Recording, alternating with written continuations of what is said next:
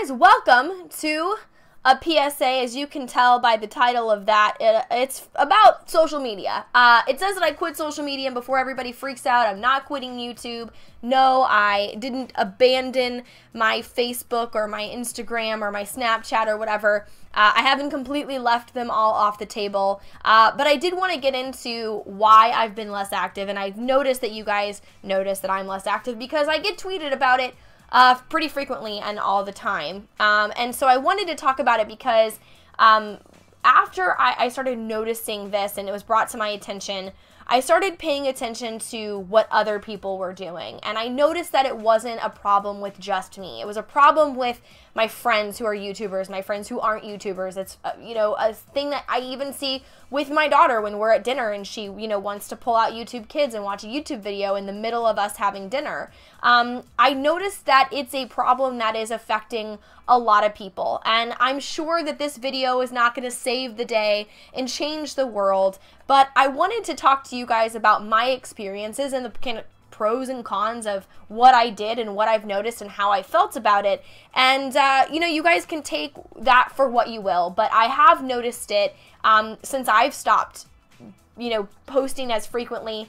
I've noticed it with other people. So we'll rewind a little bit, and a few months back, my mom and I were hanging out together, just having, some informal, mom-daughter day, having some conversations and talking, and I've made a pretty conscious effort when I've been around my own daughter, because she's at school all day, and because, I only get a few hours with her in the evening until she goes to bed, when she's around, to try to put, my phone away, her iPads away. We try to, we go to dinner together at the same place every Monday. We have, rituals and habits that we do. We spend time together for bonding, things like that. So I've made the conscious effort to lock my social media out then so I can focus on her, but the rest of my life, I wasn't really doing that. And so in this specific instance, I was with my mom, and we were chatting, and I was like kind of talking to my mom, and I was like checking, Twitter at the same time, and I was like thinking about like, okay, later I should Snapchat this, and my Snapchat story for today is going to be us doing this, and then I have to record this video, and then I should Instagram this thing,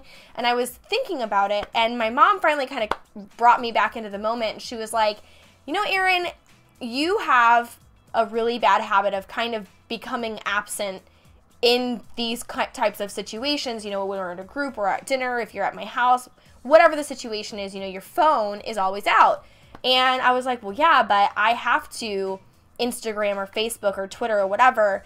And I was like, because if I don't, and I kind of caught myself and I was like, but what happens if I don't?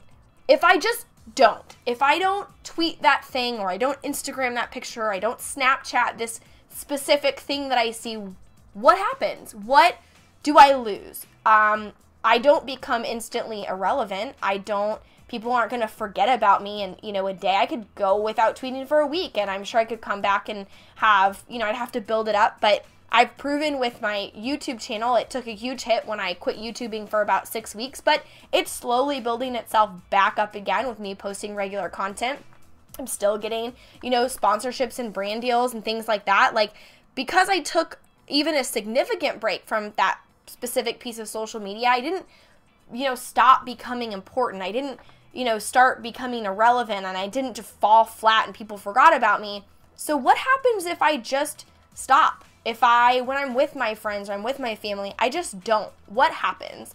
And so I made a very conscious decision over the last, three-ish months, that when I'm not at my computer, and you can almost tell when I'm at my PC versus when I'm not, because my tweets are like here when I'm at my computer, and they're like here when I'm not.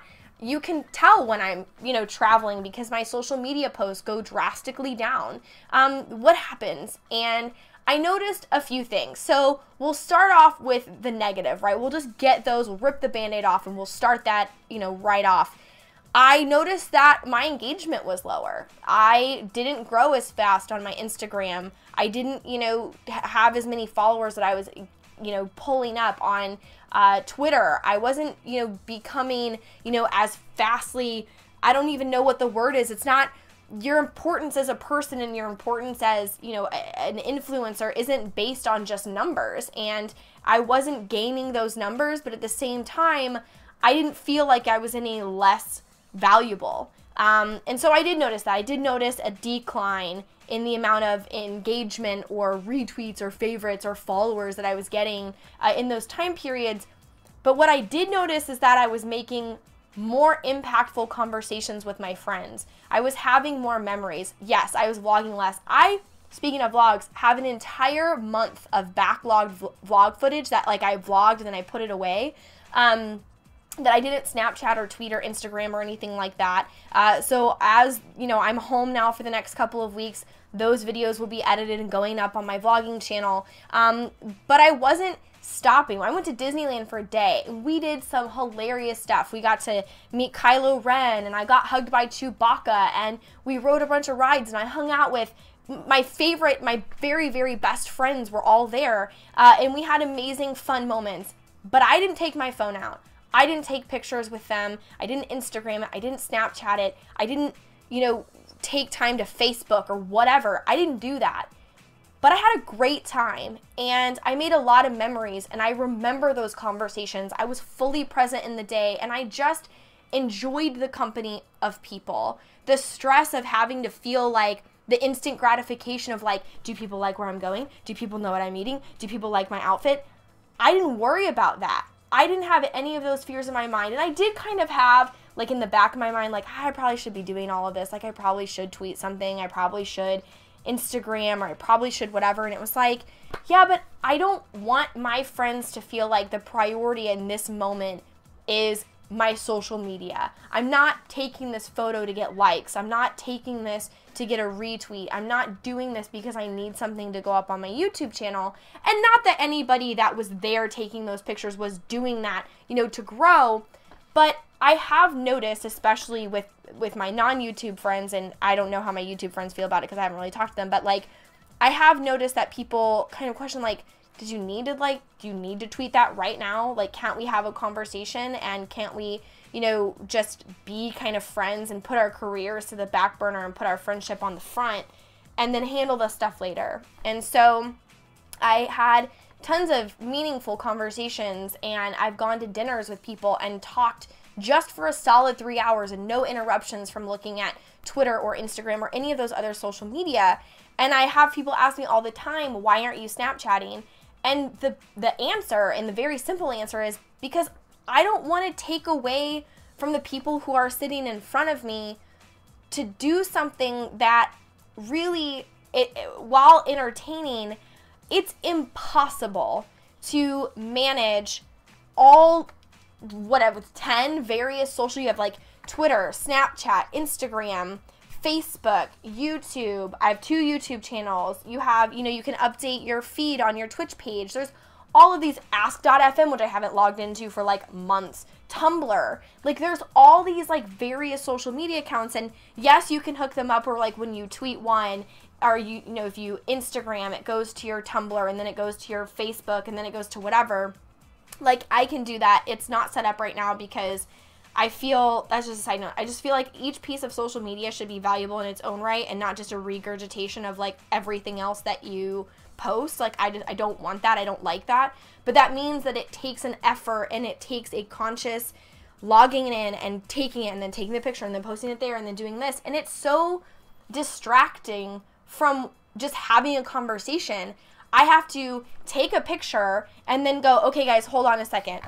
All right, tweeted, Tumblr, okay, it's on Instagram, okay, now it's on Facebook, okay, now I've done, like, it takes like a solid like 5 minutes away from a conversation that I could be having with a real person, or I could be having with somebody who recognizes me at Disney. Hey, are you Aureylian? Do you want to take a photo? Can you sign this? Yes, I can.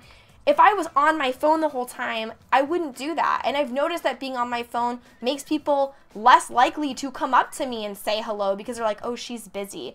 I would rather spend time with someone who recognizes me out on public than Facebooking something. And that's just my opinion. It doesn't make it wrong. It doesn't mean that people who do that aren't doing the things that they should be doing or aren't focusing in the right direction. But what I want people to understand is that taking care of social media takes away from real life interactions that you could be having. Now, again, when I'm at my computer and I'm by myself, like I am right now, I could spend 3 hours on social media and it absolutely takes away from nothing, which is why you'll notice when I'm at my computer, you'll see all of my stuff go up and promoting videos and tweeting back and forth to people and answering questions and doing all these types of things or playing with Snapchat filters. When I'm at my desk, it means that either Boo's asleep or she's not here or I'm done working or whatever. But it is impossible for me to handle a full-time job where I'm like running convention activities and then also a YouTube channel and then also a Facebook and a Tumblr and a Twitter and a Snapchat and a whatever. It is not something that I feel like I can manage full-time all the time. And that doesn't mean that I don't like it. It doesn't mean that I'm going to, like the video says, outright quit all of my social media. It doesn't mean that I'm never going to update or do a Snapchat Q&A or whatever. It just means that it is very difficult to do all of those at one time. All of those in themselves could be part-time jobs, and to stack them all on top of each other and then be like, I'm gonna go out now with my friends and still try to have all those part-time jobs, it's essentially impossible. But I see people do it all the time. I see YouTubers doing it all the time. I see my own friends doing it all the time. When we're at dinner and, you know, you want to have a conversation, they're like, hold on, let me Snapchat this.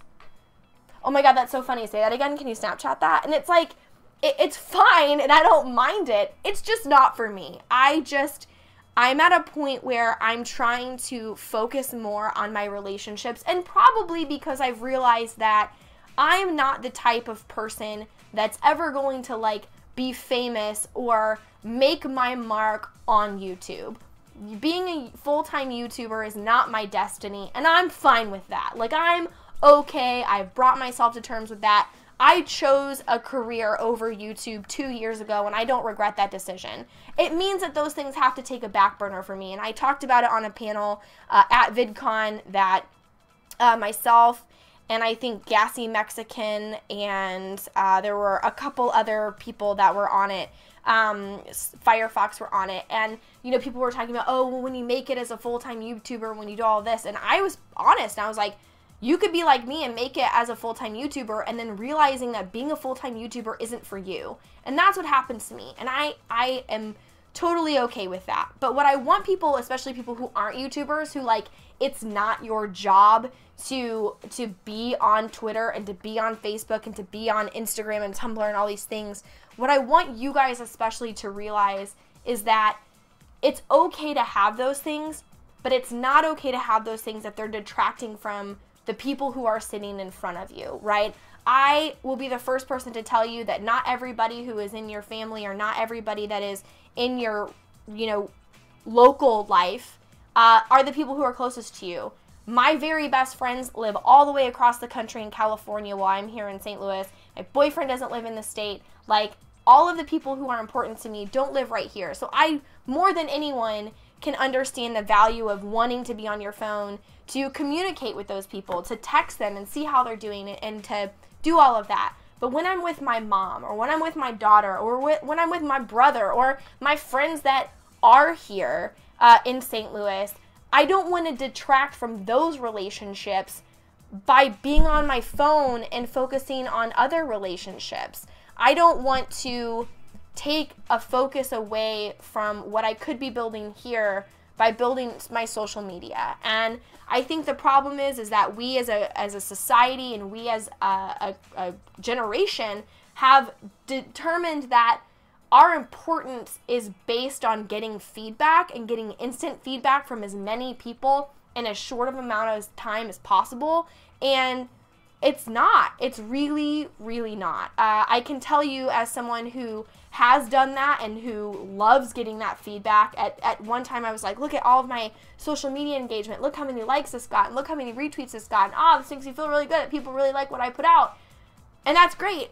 But it becomes addicting at some point. And I do think that a lot of people, especially when you're like new to the industry or when you're new to this, can stop seeing that those numbers, while everybody that engages with me is valued, and I appreciate all of my followers and my subscribers and people who take time to like and draw fan art and all that, and I try to reply to as many people as possible. I like everything that gets posted on Instagram. I take time out of my day every day to, you know, give back to people and talk about that. But what I want you guys to realize is that those can't be sacrificed, and your real life relationships can't be sacrificed for each other. They each need their own separate time, and they need their own focus, and they need their own attention, I guess. You know what I mean? Like, I can't pay attention to the computer and my daughter at the same time, and that's how you should view your normal relationship. So what I want you guys to take away from this is that if you have the opportunity, if you are in a space where, you know, you're outside or you're on vacation or you're at dinner with your family, put your phones down. Like, it's okay if you wait a few hours to tweet something. I promise you. It's okay if you don't Snapchat for a few days. I haven't Snapchatted in weeks, and I should probably get better at it, but I've also been traveling all the time, and I've had a blast hanging out with my friends and meeting you guys. And when I'm out in public just walking around, I love having people just walk up to me and be like, hey, how are you doing? Let's have a 2-minute conversation. Cool, that's great. What's your name? Nice to meet you. Where are you from? Those types of things can't happen if you're looking down. You're missing everything that's passing by. You're missing everybody that's walking by if what you're looking at is on a digital screen.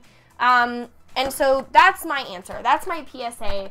That's why I haven't been Snapchatting as much. It's why I've not been on Ask.fm. It's why I haven't been doing all of that, because I think that for me personally, and I think for probably the majority of people out there who don't specifically do social media as their job, i.e. 99.9% of the world, I don't think that we have the ability to manage our time, to give equal time to the people that are sitting in front of us and to social media. And I think that there has to be more of a sliding scale on like what is important and what is going on. And probably all of you are going to be like, you sound like my mom. Well, I am a mom. So, I mean, if I sound like your mom, I'm so sorry.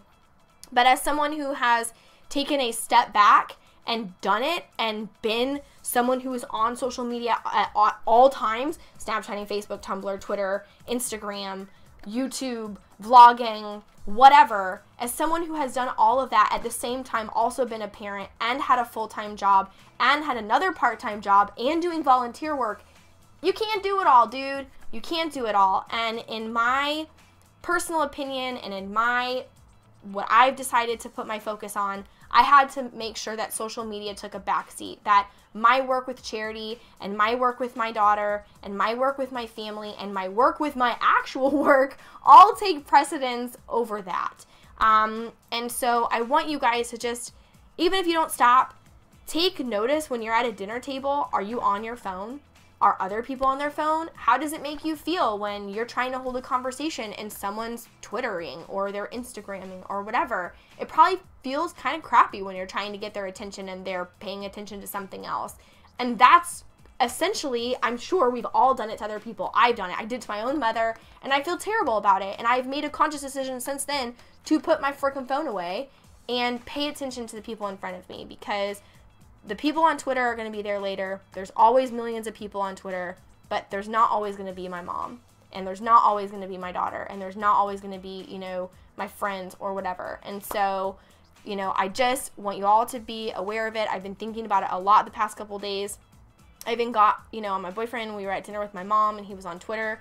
We got back in the car, and I was like, dude, you were on Twitter for like 20 minutes during lunch. And he was like, what? And I was like, I'm not mad about it, but like, we didn't have a call. We had this conversation. You didn't hear it. And I, you know, love him to death. But like, those are the types of things that I've started noticing since I've stopped doing it. And I want you guys to notice it. And I want you to take conscious effort to be present a little bit more. And, you know, not be so addicted to getting likes and follows and whatever. And I'm sure I sound old and curmudgeon-y, whatever. I'm in my 30s now. Maybe that's just what we do when we get old. But thank you guys for listening. I've now ranted for almost 20 minutes about this, but I do feel like it's super, super important, and I really want people to understand it.